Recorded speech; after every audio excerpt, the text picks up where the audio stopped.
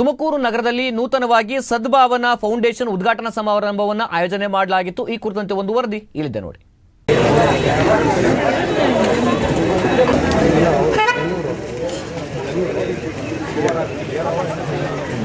ತುಮಕೂರು ನಗರದ ಶ್ರೀನಗರದ ಶ್ರೀ ಸಿದ್ದಗಂಗಾ ಮಠದ ಮುಖ್ಯ ರಸ್ತೆಯಲ್ಲಿ ನೂತನವಾಗಿ ಆರಂಭಿಸಲಾಗಿರುವ ಸದ್ಭಾವನಾ ಫೌಂಡೇಶನ್ ಉದ್ಘಾಟನೆ ಹಾಗೂ ರಕ್ತದಾನ ಶಿಬಿರಕ್ಕೆ ಜಿಲ್ಲಾ ಕಾನೂನು ಸೇವೆಗಳ ಪ್ರಾಧಿಕಾರದ ಸದಸ್ಯ ಕಾರ್ಯದರ್ಶಿ ಹಾಗೂ ಹಿರಿಯ ಸಿವಿಲ್ ನ್ಯಾಯಾಧೀಶರಾದ ನೂರುನ್ನಿಸಾ ಚಾಲನೆ ನೀಡಿದರು.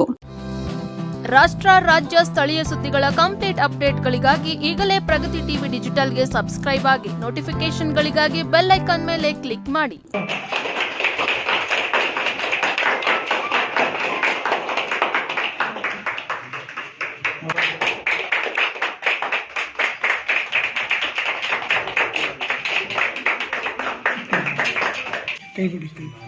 ರಕ್ತದಾನ ಶಿಬಿರಕ್ಕೆ ಚಾಲನೆ ನೀಡಿ ನೂತನ ಸದ್ಭಾವನಾ ಫೌಂಡೇಶನ್ ಉದ್ಘಾಟನೆ ಮಾಡಿ ಬಳಿಕ ಜಿಲ್ಲಾ ಕಾನೂನು ಸೇವೆಗಳ ಪ್ರಾಧಿಕಾರದ ಸದಸ್ಯ ಕಾರ್ಯದರ್ಶಿ ಹಾಗೂ ಹಿರಿಯ ಸಿವಿಲ್ ನ್ಯಾಯಾಧೀಶರಾದ ನೂರುನ್ನಿಸಾ ಮಾತನಾಡಿ, ಬಡವರ ನೆರವಿಗೆ ನಿಲ್ಲುವ ನಿಟ್ಟಿನಲ್ಲಿ ಅಂತಹವರಿಗೆ ಕಾನೂನಿನ ಸಹಕಾರ ನೀಡುವ ಪ್ರಯುಕ್ತ ಈ ನೂತನವಾದ ಸದ್ಭಾವನಾ ಫೌಂಡೇಶನ್ ಆಯೋಜಿಸಲಾಗಿದೆ ಎಂದು ಹೇಳಿದರು. ಕೃಷ್ಣ ಕಾನೂನು ಮಹಾವಿದ್ಯಾಲಯದ ವಿದ್ಯಾರ್ಥಿನಿಯರು ಹಾಗೂ ಅಲ್ಲಿಂದ ಪದವಿಯನ್ನು ಪಡೆದು ಈಗ ವಕೀಲರಾಗಿರುವಂತಹ ಯುವಕರೆಲ್ಲ ಸೇರಿ ಇವತ್ತು ಸದ್ಭಾವನಾ ಫೌಂಡೇಶನನ್ನು ಇವತ್ತಿಲ್ಲಿ ನಾವು ಎಲ್ಲರೂ ಒಂದು ಶುಭ ಸಮಾರಂಭದಲ್ಲಿ ನಾವು ಪ್ರಾರಂಭ ಮಾಡಿದ್ದೇವೆ. ಈ ಒಂದು ಸದ್ಭಾವನಾ ಫೌಂಡೇಶನ್ನ ಪ್ರಮುಖ ಉದ್ದೇಶ ಆರ್ಥಿಕವಾಗಿ ಹಾಗೂ ಬಡವರಿಗೆ, ನಿರ್ಗತಕರಿಗೆ ಅಥವಾ ಹಿರಿಯ ನಾಗರಿಕರಿಗೆ, ಕಷ್ಟದಲ್ಲಿರುವವರಿಗೆ ಅಥವಾ ಕಾನೂನಾತ್ಮಕ ಸಂಘರ್ಷಕ್ಕೆ ಒಳಗಾದವರಿಗೆ ವಿವಿಧ ಇಲಾಖೆಗಳಿಂದ ಬರುವಂತಹ ಸವಲತ್ತುಗಳಿರ್ಬೋದು ಅಥವಾ ವಿವಿಧ ಇಲಾಖೆಗಳ ಮೂಲಕ ಅವರಿಗೆ ತಮ್ಮ ಹಕ್ಕುಗಳ ಒಂದು ಪುನಃಪ್ರಾಪ್ತಿಗಾಗಿ ಅಥವಾ ತಮಗೆ ಯಾವುದಾದ್ರೂ ಅನ್ಯಾಯ ಆಗಿದ್ದಲ್ಲಿ ತಮ್ಮ ಕಷ್ಟಕಾಲಕ್ಕೆ ಸ್ಪಂದಿಸುವ ಒಂದು ಭರವಸೆಯೊಂದಿಗೆ ಇವತ್ತು ಒಂದು ಫೌಂಡೇಶನ್, ಸದ್ಭಾವನಾ ಫೌಂಡೇಶನ್ ಪ್ರಾರಂಭ ಆಗಿದೆ. ಮುಖ್ಯವಾಗಿ ಗ್ರಾಮೀಣ ಭಾಗದ ಜನರಿಗೆ ಕಾನೂನಿನ ಅರಿವಿನ ಕೊರತೆ ಇರುತ್ತೆ ಹಾಗೂ ತಮಗೆ ಸರ್ಕಾರದಿಂದ ಸಿಗುವಂಥ ಸೌಲಭ್ಯಗಳು ನಿಗದಿತ ಸಮಯಕ್ಕೆ ಸಿಗದೇ ಇದ್ದಾಗ ಯಾವ ರೀತಿಯ ಕ್ರಮ ಕೈಗೊಳ್ಳಬೇಕು, ಯಾವ ಅಧಿಕಾರಿಯ ಬಳಿ ಹೋಗಬೇಕು, ಯಾವ ಕಚೇರಿಗೆ ಹೋಗಬೇಕು, ಯಾವ ರೀತಿ ಆ ಸರ್ಕಾರಿ ಸವಲತ್ತುಗಳಿರ್ಬೋದು, ಅರೆ ಸರ್ಕಾರಿ ಸವಲತ್ತುಗಳಿರ್ಬೋದು ಹಾಗೂ ಅವರಿಗೆ ಸಿಗುವಂಥ ಎಲ್ಲ ಸವಲತ್ತುಗಳನ್ನು ಸೂಕ್ತ ಸಮಯಕ್ಕೆ ನಿಗದಿತವಾಗಿ ಖರ್ಚಿಲ್ಲದೆ ಸುಲಭವಾಗಿ ಅವರಿಗೆ ಸಿಗುವ ಒಂದು ನಿಟ್ಟಿನಲ್ಲಿ ಇವತ್ತು ಇವರು ಕಾರ್ಯಪ್ರವೃತ್ತರಾಗಬೇಕು ಅಂತ ಈ ಒಂದು ಸದ್ಭಾವನಾ ಫೌಂಡೇಶನ್ನ ಮುಖ್ಯ ಧ್ಯೇಯೋದ್ದೇಶವಾಗಿದೆ. ನಾವು ಈ ಧ್ಯೇಯೋದ್ದೇಶಕ್ಕೆ ಮತ್ತು ಇವರು ಸದ್ಭಾವನಾ ಫೌಂಡೇಶನ್ನ ಎಲ್ಲ ಒಂದು ಕಾರ್ಯ ಚಟುವಟಿಕೆಗಳಿಗೆ ನಾವೆಲ್ಲರೂ ಬೆನ್ನೆಲುಬಾಗಿ ನಿಲ್ಲಬೇಕು. ಮುಖ್ಯವಾಗಿ ನಮ್ಮ ಜಿಲ್ಲಾ ಕಾನೂನು ಸೇವಾ ಪ್ರಾಧಿಕಾರದಿಂದ ಇವರಿಗೆ ಎಲ್ಲ ರೀತಿಯ ನಾವು ಸಹಕಾರ, ನೆರವು ಹಾಗೂ ಸಲಹೆಗಳನ್ನು ನಾವು ಕೊಡಲಿಕ್ಕೆ ಬದ್ಧರಾಗಿದ್ದೇವೆ. ನಮ್ಮ ನ್ಯಾಯಾಂಗ ಇಲಾಖೆಯಿಂದ ಅವರಿಗೆ ಎಲ್ಲ ರೀತಿಯ ಸಹಕಾರಗಳನ್ನು ನಾವು ಕೊಡ್ತೇವೆ. ಯಾಕೆ ಹೇಳಿದರೆ ಈಗ ನಾವು ಇವತ್ತೆಲ್ಲ ನೋಡ್ತಿದ್ದೀವಿ, ನಾವೆಲ್ಲರೂ ಇವತ್ತು ಬುದ್ಧಿವಂತರಿದ್ದೇವೆ, ಉತ್ತಮ ಡಬಲ್ ಡಿಗ್ರಿ ಪಡ್ಕೊಂಡಿದ್ದೇವೆ, ಗ್ರ್ಯಾಜುಯೇಟ್ ಇದ್ದೇವೆ, ಎಲ್ಲ ರಂಗಗಳಲ್ಲೂ ನಾವು ಮುಂದೆ ಬರ್ತಾ ಇದ್ದೀವಿ.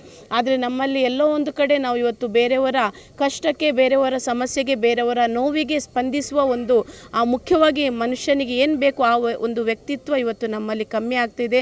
ನಮ್ಮ ಒಂದು ವಿದ್ಯೆ ಜೊತೆಗೆ ನಮ್ಮ ಡಬಲ್ ಡಿಗ್ರಿ ಅಥವಾ ಗ್ರ್ಯಾಜುಯೇಷನ್ ಪದವಿ ಪಡೆದ ತಕ್ಷಣ ನಮ್ಮ ವ್ಯಕ್ತಿತ್ವವು ಸಹ ಹಾಗೇ ಕಳೆ ತರಬೇಕು.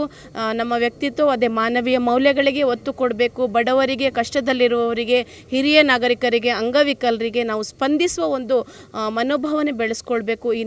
ಸದ್ಭಾವನಾ ಫೌಂಡೇಶನ್ನ ಅಧ್ಯಕ್ಷರಾದ ಸೋಮಶೇಖರ್ ಅಲ್ಯಾಳ ಮಾತನಾಡಿ, ಬಡವರಿಗೆ ಕಾನೂನಿನ ನೆರವನ್ನ ನೀಡುವ ನಿಟ್ಟಿನಲ್ಲಿ ಈ ಸದ್ಭಾವನಾ ಫೌಂಡೇಶನ್ ಸ್ಥಾಪಿಸಲಾಗಿದೆ. ಹಿರಿಯ ಸಿವಿಲ್ ನ್ಯಾಯಾಧೀಶರಾದ ನೂರುನ್ನಿಸಾ ಅವರು ಉದ್ಘಾಟನೆ ನೆರವೇರಿಸಿದ್ದಾರೆ ಎಂದರು. ಫೌಂಡೇಶನ್ ತುಮಕೂರು ಇದನ್ನು ನೂತನವಾಗಿ ಇವತ್ತು ನಾವು ಪ್ರಾರಂಭ ಮಾಡ್ತಾ ಇದ್ದೀವಿ.